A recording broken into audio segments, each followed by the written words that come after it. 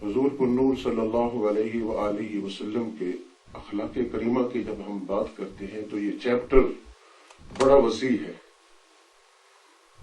اور حضور علیہ الصلوۃ والسلام کی ذات اور صفات کی بات کرتے ہیں تو اسپیکر جو ہوتا ہے اس کے سامنے ایک اوشن ہے، وہ حضور کی ولادت کی بات کرے، میلاد کی بات کرے، معجزات کی بات کرے، کمالات کی بات کرے، حسن و جمال کی بات کرے، ازواج کی بات کرے، اولاد کی بات کرے، اہل البیت کی بات کرے، اصحاب کی بات کرے، آپ کی نبوت و رسالت کی بات کرے، قرآن کی بات کرے۔ امام فخر الدین رازی رحمۃ اللہ علیہ فرماتے ہیں کسی نبی کو ایک معجزہ، کسی کو 2، کسی کو 3، کسی کو 4، کسی کو 5، کسی کو 9۔ حضور پرنور علیہ الصلوۃ والسلام کا جو معجزہ ہے نا قرآن، اس میں 6000 سے زیادہ آیتیں ہیں، اور اللہ تبارک و تعالی نے چیلنج کیا ہے کہ قرآن کی ایک آیت جیسی آیت لے آؤ، تو اس سے پتہ یہ چلا کہ 6000 معجزے صرف قرآن میں موجود ہیں۔ حضور کے کریکٹر کی بات کرنا یہ بھی بڑا وسیع چیپٹر ہے، اس میں سینکڑوں نہیں ہزاروں مثالیں موجود ہیں، لاکھوں احادیث اس چیپٹر کے حوالے سے موجود ہیں۔ میں ایک سٹوری آج آپ کے ساتھ شیئر کرنا چاہتا ہوں، اور اس سے چند حاصل ہونے والے لیسن جو ہے ان کو ہائی لائٹ کروں گا۔ حضرت جابر بن عبداللہ رضی اللہ تعالی عنہما، آپ کی عمر تقریباً اس وقت 20 سال تھی، He was a young lad۔ آپ فرماتے ہیں کہ میں حضور علیہ الصلوۃ والسلام کے ساتھ ایک سفر میں تھا، میں اونٹ پہ سوار تھا، میرا اونٹ انتہائی کمزور اور ویک تھا، میں قافلے کے پیچھے رہ گیا۔ حضور پرنور صلی اللہ علیہ وآلہ وسلم بھی اونٹ کے اوپر سوار تھے، تو آپ نے دیکھا کہ میں بہت پیچھے رہ گیا ہوں، تو آپ میرے قریب آئے، مجھے سلام کیا اور کہا جابر کیا بات ہے، تم پیچھے کیوں رہ گئے ہو؟ عرض کی یا رسول اللہ، میرا اونٹ جیسا کہ آپ دیکھ رہے ہیں انتہائی کمزور ہے، ویک ہے، یہ تو چلنے کا نام نہیں لیتا، بڑا آہستہ آہستہ کبھی بیٹھ جاتا ہے، تھکا ہوا ہے۔ حضرت جابر فرماتے ہیں کہ حضور پرنور صلی اللہ علیہ وآلہ وسلم کے ید اللہ والے ہاتھوں میں ایک سٹک تھی، ایک سوٹی تھی، آپ علیہ الصلوۃ والسلام نے وہ اونٹ کو لگائی۔ جیسے ہی اس سوٹی کا اونٹ کو لگنا تھا وہ بڑا طاقتور ہو گیا اور صحت مند ہو گیا، اور اس نے دوڑنا شروع کر دیا، تو حضور علیہ الصلوۃ والسلام کا اونٹ پیچھے رہ گیا، تو آپ نے ایک سوٹی اپنے اونٹ کو لگائی، تو میرا اور حضور کا اونٹ برابر برابر چلنے لگے۔ نبی کریم علیہ الصلوۃ والسلام نے میرے کپڑوں کی طرف دیکھا تو کپڑوں کو رنگ لگا ہوا تھا، کہا جابر یہ رنگ کیسا ہے؟ عرض کی یا رسول اللہ بس چند ہی دن پہلے میری شادی ہوئی ہے، تو یہ میری دلہن کے کپڑوں کا رنگ میرے کپڑوں کو لگا ہوا ہے۔ حضور پرنور صلی اللہ علیہ وآلہ وسلم نے، اب غور سے سنیے گا اس سٹوری کو، پھر اس سے حاصل ہونے والے جو سبق ہیں، لیسنز ہیں، اس کے اوپر میں کلام کروں گا مختصر۔ کہا اچھا تم نے شادی کی ہے، کنواری لڑکی سے کی ہے یا شادی شدہ سے؟ عرض کی یا رسول اللہ شادی شدہ سے۔ فرمایا تم کنواری سے کرتے، وہ تمہارے ساتھ کھیلتی، تم اس کے ساتھ کھیلتے۔ جیسا کہ میں نے کہا کہ وہ 20 سال کے تھے تو شادی شدہ عورت سے شادی کی ہے۔ عرض کی یا رسول اللہ آپ کی بات تو بالکل بجا ہے، کنواری لڑکی ہوتی وہ میرے ساتھ کھیلتی، میں اس کے ساتھ کھیلتا، میری ہم عمر ہوتی، لیکن جیسا کہ آپ جانتے ہیں میرے فادر، میرے باپ حضرت عبداللہ رضی اللہ تعالی عنہ احد میں شہید ہو گئے تھے، اور میری 6 بہنیں ہیں، اور ایک روایت میں ہے 9 بہنیں ہیں، تو میں 9 بہنوں کا یا 6 بہنوں کا ایک بھائی ہوں، تو میں کنواری لڑکی لے آتا، ہم عمر لے آتا، اس کے نخرے بہت زیادہ ہوتے، میری بہنوں کا کس نے خیال رکھنا تھا؟ حضور پرنور صلی اللہ علیہ وآلہ وسلم نے فرمایا اے جابر یہ بات ہے اگر تو پھر تم نے بہت اچھا کیا، اچھا یہ بتاؤ کہ تم نے ولیمہ کیا؟ عرض کی یا رسول اللہ ولیمہ تو نہیں کیا، میرے پاس مہر کے لیے بڑے مشکل سے پیسے تھے تو ولیمہ نہیں کیا۔ کہتے ہیں کہ اچھا حضور پر نور علیہ الصلوۃ والسلام نے فرمایا مجھے آپ کا اونٹ پسند آ گیا، جابر اسے بیچو گے؟ تو میں نے عرض کی یا رسول اللہ میں بھی آپ کا غلام، میرا مال بھی آپ کا، میں آپ کو کیا بیچوں گا، آپ کو پسند آ گئے آپ لے لیں۔ حضور نے فرمایا نہیں میں نے ایسے گفٹ نہیں لینا، میں نے خریدنا ہے، بتاؤ بیچو گے؟ تو حضرت جابر نے کہا اچھا یا رسول اللہ اگر سودا کرنا ہے تو پھر آفر کریں۔ حضور نے آفر کی، حضرت جابر نے کہا یا رسول اللہ your offer is not enough. حضور پر نور علیہ الصلوۃ والسلام نے ریٹ بڑھایا تو حضرت جابر نے کہا یا رسول اللہ اب سودے کی بات آ گئی ہے تو یہ بھی آفر نف نہیں ہے۔ حضور نے اور ریٹ بڑھایا، 3 مرتبہ ریٹ جب بڑھا نا تو حضرت جابر کہنے لگے یا رسول اللہ سودا ڈن ہو گیا، یہ لے اونٹ آپ کا۔ فرمایا نہیں تم اس کے اوپر سوار رہو اور مدینے کی طرف جاؤ، ایک ہی اونٹ ہے۔ حضرت جابر کہتے ہیں کہ مدینے سے تھوڑا سا پہلے ہم نے پڑاؤ کیا، سارے صحابہ نے پڑاؤ کیا، ہم ٹھہر گئے، حضور نے 2 اونٹ ذبح کروائے اپنے اور سب کو بلایا اور کہا کہ جابر کا ولیمہ ہے آج۔ کہتے ہیں ہم سب نے کھانا کھایا، جب ہم سب نے کھانا کھا لیا مدینے پہنچ گئے تو میں نے اونٹ لیا اور مسجد نبوی شریف میں حاضر ہوا، کہا یا رسول اللہ پیسے تو آپ نے مجھے دے دیے جو سودا ہوا تھا اور آپ نے فرمایا تھا تم اونٹ رکھو مدینے پہنچ جاؤ، تو میں مدینے پہنچ گیا ہوں تو ابھی اونٹ لے آیا ہوں۔ حضور نے فرمایا جابر یہ اونٹ بھی رکھو اور جو میں پیسے دیے ہیں وہ بھی رکھو۔ اور حضرت بلال رضی اللہ تعالیٰ عنہ کو حکم فرمایا جو سودا طے ہوا تھا نا وہ پیسے تم نے دے دیے ہیں، اس سے کچھ زیادہ پیسے جابر کو دے دو۔ حدیث میں وہ مقدار بھی موجود ہے، ابھی میرے ذہن میں نہیں ہے۔ تو حضرت بلال رضی اللہ تعالی عنہ نے وہ پیسے بھی حضرت جابر رضی اللہ تعالی عنہ کو ادا کر دیے۔ پھر حضور نے فرمایا اچھا تمہارے اوپر قرض بھی ہے؟ عرض کی یا رسول اللہ قرض ہے، کھجوریں ہوئی ہیں لیکن بہت کم ہے۔ حضور نے فرمایا اچھا قرض داروں کو بلا لو جن کا تم نے قرض دینا ہے۔ میں نے مدینہ میں اعلان کیا جتنے لوگوں نے قرض دینا تھا وہ آ گئے، اور حضور نے فرمایا کھجوریں میرے آنے سے پہلے تقسیم نہیں کرنی۔ حضور آئے اور کھجوروں کا دھڑا میں نے لگا دیا تھا تو حضور علیہ الصلوۃ والسلام نے چکر لگایا، پھر آپ نے کچھ پڑھا اور اپنے مبارک ہاتھ کھجوروں کو لگائے، فرمایا لوگوں کو بلاؤ اور تولتے جاؤ دیتے جاؤ۔ میں نے سب کو دے دی، جب دیکھا تو کھجوریں اسی طرح بچی ہوئی تھی۔ پھر حضور علیہ الصلوۃ والسلام نے فرمایا جاؤ لے جاؤ یہ تم کھاؤ۔ کہتے ہیں میں گیا اپنی ساری بہنوں میں کے اندر تقسیم کی، اپنے خاندان والوں میں تقسیم کی، اپنے دوستوں کو تقسیم کی، کھجوریں اسی طرح رہی، باقی ہم نے گھر رکھی، ہم بہت عرصہ کھاتے رہے۔ وقت ختم ہو چکا ہے، وقت کے دامن میں گنجائش نہیں ہے۔ اس سٹوری سے لیسن ہے ایک استاد کے لیے، اپنے شاگردوں کے ساتھ وہ کیسے برتاؤ کرتا ہے۔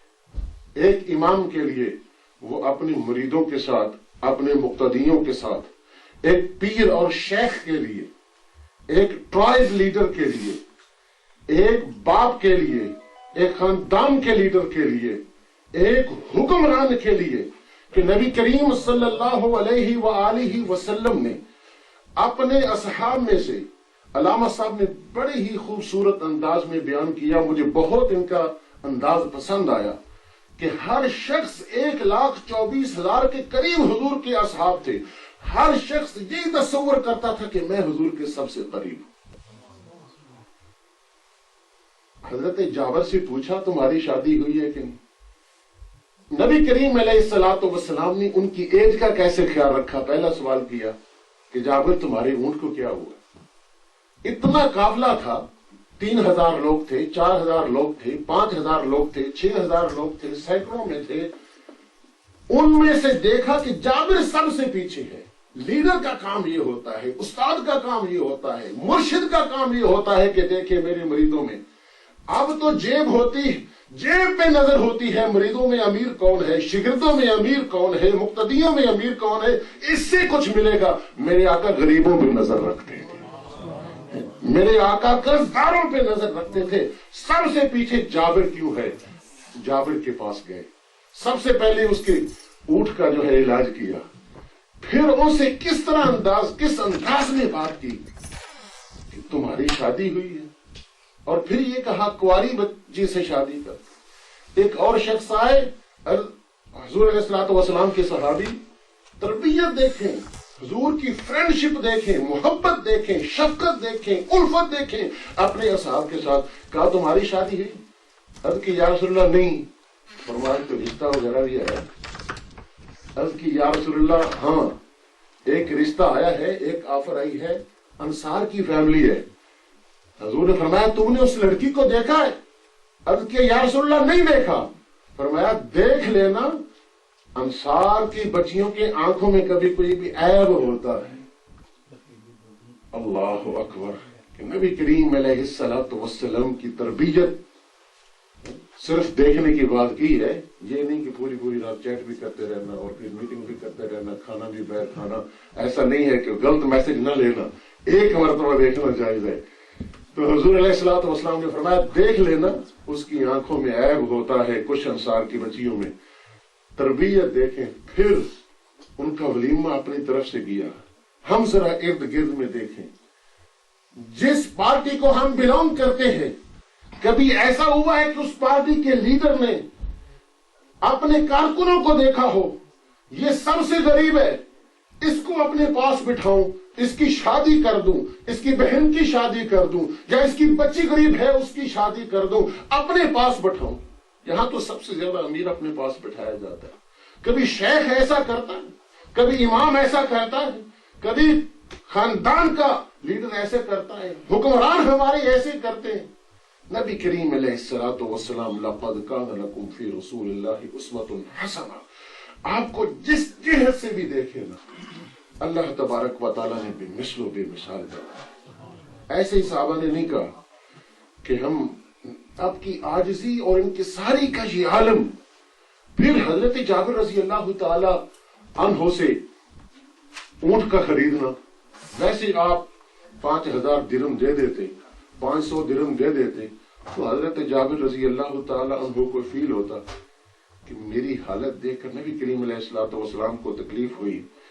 آپ کیونکہ لقد جاءکم رسول من انفسکم عزیز علیہ ما عنتم حریص علیکم بالمؤمنین رؤوف الرحیم، یہ آپ کی صفات ہیں۔ میری وجہ سے سرکار کے پاس تھے نہیں تھے، مجھے پیسہ دیا نہیں، بلکہ ان سے اونٹ خریدا، اونٹ بھی ان کو دے دیا۔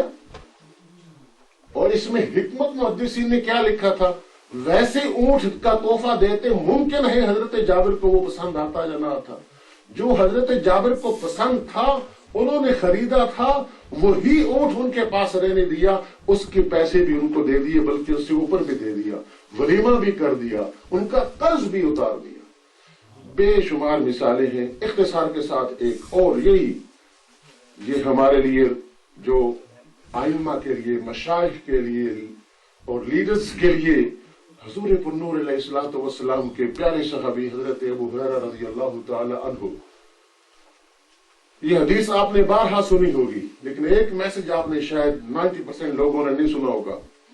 قبلہ استاد العلماء قبلہ حسین الدین شاہ صاحب جب یہاں پر آئے تو انہوں نے اس پوائنٹ کو ہائی لائٹ کیا، مجھے یہ بات بہت پسند آئی۔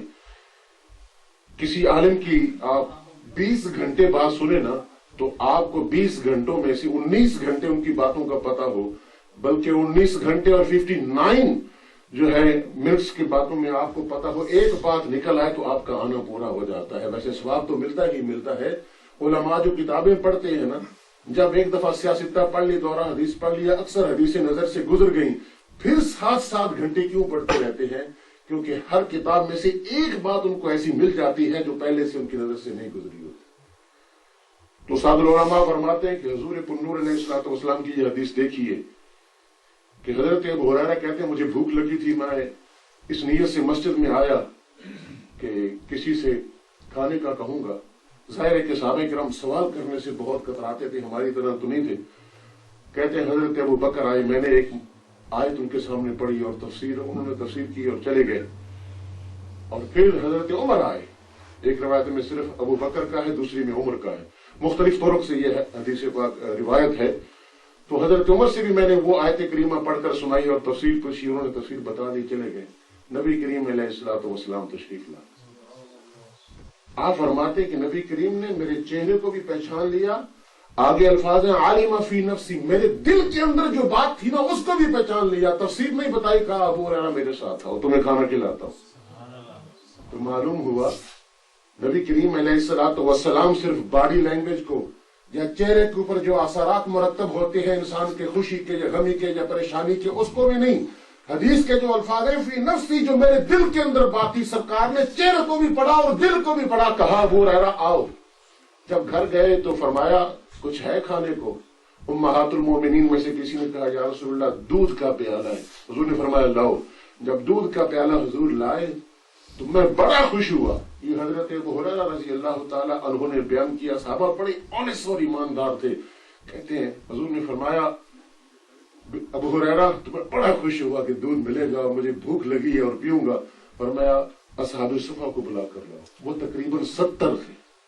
میں نے کہا بڑی مشکل سے کام بنا تھا، 70 بندے اور دودھ کا ایک پیالہ، تو میرے لیے پتہ نہیں کیا بنے گا. حضور کا حکم تھا، میں بلا لایا. تو حضور نے پھر مجھے بلایا. میں نے کہا شاید مجھے پہلے پینے کا حکم ہوگا. پھر خوش ہوا. حضور نے فرمایا ان سب کو پلاؤ. کہتا میں نے سب کو پلایا. 70 صحابہ نے جب پی لیا تو دودھ میں نے دیکھا تو اسی طرح تھا جس طرح پہلے. حضور نے 3 مرتبہ حکم فرمایا پیو، میں نے پیا. پھر حکم فرمایا پیو، میں نے پیا. پھر حکم فرمایا پیو، میں نے پیا. جب حضور نے پی لیا تو پھر حکم فرمایا. میں نے کہا یا رسول اللہ اب میرے پاس ایک قطرے کی گنجائش بھی نہیں. حضور نے وہ پیالہ لیا، بسم اللہ الرحمن الرحیم آپ نے تلاوت فرمائی اور اسے پی لیا. جہاں پر یہ معجزہ ہے کہ دودھ کا پیالہ 70 آدمیوں کے لیے کافی تھا، لیکن آج تک میں نے نہ ایسا عالم دیکھا ہے، نہ ایسا پیر دیکھا ہے، نہ ایسا امام دیکھا ہے، نہ ایسا بادشاہ دیکھا ہے، نہ ایسا وزیر اعظم دیکھا ہے جس نے 70 غریب غلاموں کا جوٹا دیا. میں نے نہیں سنا، نہ دیکھا، نہ پڑھا. امام الانبیاء والمرسلین. اور نفاست نبی کریم علیہ الصلوۃ والسلام کی علماء لکھتے ہیں کہ حضور علیہ الصلوۃ والسلام جب گوشت تناول فرماتے تھے شولڈر کا اور اگلے حصے کا، ٹانگوں کا آپ پسند نہیں فرماتے تھے. اس کا مطلب یہ نہیں کہ آپ نے کبھی کھایا نہیں ہے، لیکن آپ کی خواہش ہوتی تھی، کیونکہ جانور کا جو پیشاب یا پخانہ وہ پیچھے کی جگہ سے نکلتا ہے تو کچھ نہ کچھ ٹانگوں پہ اس طرح. آپ کی طبیعت میں نفاست اس قدر تھی. لیکن دیکھیں اتنا جس کو رب نے کہا ہے نا لَقَدْ جَاءَكُمْ رَسُولٌ مِّنْ أَنفُسِكُمْ، اس کا معنی تو ہے تم میں سے ہے اور تم سے زیادہ نفیس ہے، تم سے زیادہ الطف اکمل احسن اجمل. اور ایسا کہ تعجب کے سیغے استعمال کیے پیر میرے علی شاہ نے. سبحان اللہ، ما اجملکا ما اکملکا ما احسنکا. ایسا کہ امیزڈ، شوکڈ ہو جائے بندہ. حضور اتنے نفیس اور اتنے خوبصورت، اتنے حسن و جمال والے. 70 مریدوں کا، 70 صحابہ کا، اور وہ صحابہ انتہائی غریب. کسی کو پہننے کو ایک چادر ہے، کسی کو پہننے کو صرف 2 چادریں ہیں. گھر رہنے کو نہیں ہے، ادھر ہی بیٹھے رہتے ہیں. حضور علیہ الصلوۃ والسلام کے لنگر خانہ سے تناول فرماتے. سب کا جھوٹا نبی کریم علیہ الصلوۃ والسلام نے پیا. بہت بڑی بات ہے. اور اتنی عاجزی اور انکساری. اللہ نے رعب اتنا دیا تھا کہ حضور کا جو رعب تھا، نصرت بالرعب.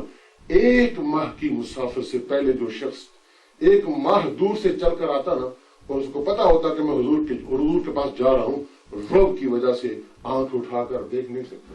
حضرت بن عمر بن عاص سے پوچھا گیا کہ حضور کیسے تھے؟ کہا مجھے نہیں پتا. تم مکے میں رہے، مدینے میں رہے، کیوں نہیں پتا؟ کہا حضور کو آنکھ بھر کے دیکھا ہی نہیں. حضور کے حسن و جمال جن اصحاب نے بیان کیا نا، وہ سارے جو بچپن میں صحابہ تھے، عبداللہ بن عباس رضی اللہ تعالی عنہ، عبداللہ بن مسعود رضی اللہ تعالی عنہ، عبداللہ بن عمر، جن کی 13 ٹین ایجر صحابہ تھے، انہوں نے جو بڑے صحابہ تھے نا، بزرگ، بس وہ تو آنکھ اٹھا کر دیکھتے ہی کتنا ادب سرکار کا، لیکن آپ کی عاجزی، ان کے ساری برتاؤ، ہزاروں مثالیں، جیسے میں نے کہا نا کہ نبی کریم علیہ الصلوۃ والسلام کی مسجد نبوی شریف میں ایک حبشی عورت خدمت کرتی تھی صفائی، ایک میں ہے کہ وہ بندہ تھا، ایک میں ہے کہ وہ عورت تھی. حضور نے فرمایا وہ نظر نہیں آئی، کہاں گئی؟ عرض کی یا رسول اللہ وہ تو فوت ہو گئی ہے، ہم نے آپ کو نہیں بتایا. حضور علیہ الصلوۃ والسلام نے فرمایا کیوں نہیں بتایا؟ آپ قبر پہ گئے اور قبر پہ جا کر اس کے لیے استغفار کیا اور اس کے لیے دعا کی. ہزاروں مثالیں ہیں. اللہ تبارک و تعالی ہم سب کو نبی کریم علیہ الصلوۃ والسلام کی مزید محبت عطا فرمائے، اور آپ کا جو اسوہ حسنہ ہے، سب سے عام جو بات ہے، اس کو فالو کرنے کی توفیق عطا فرمائے. اپنے لیے بھی دعا کریں، اپنی خاندان کے لیے بھی دعا کریں، بہن بھائیوں کے لیے، خصوصاً فلسطین کے مظلوم مسلمانوں کے لیے دل سے انٹرنیشنلی رسمی ہم تو دعا کرتے ہیں، محفل میں کر دی، جب اٹھتے ہیں تنہائی میں صبح اٹھ کے، جس طرح آپ تکلیف میں ہوں، آپ کا بچہ تکلیف میں ہو، ان کے لیے دعا کرتے ہیں، اسی طرح فلسطین کے مسلمان جو ہے ان کے لیے دعا کریں. آپ اور بھی جو تعاون کر سکتے ہیں اسی طریقے سے کریں. اللہ تعالیٰ یہود و نصارہ سے ان کو نجات دے.